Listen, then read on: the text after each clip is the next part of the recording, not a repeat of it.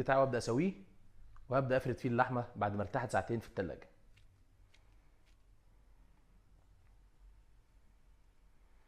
الف اللحمه بالشكل الجميل ده واقطع، واعمل كمان لفه طرب، واقطعهم قطع صغيره. نركنهم بقى دلوقتي. خيارتين مخللين، واللي ما شافش الخيار المخلل بتاعي فاته كتير. نقطعهم كده. طحينه، سلطه، جرجير، خيار. كده جهزنا طبق المقبلات. نخش بقى على التسويه. على جريل سخن هبدا انزل الطرب بتاعي، وكل دي هبدا اقلب الطرب.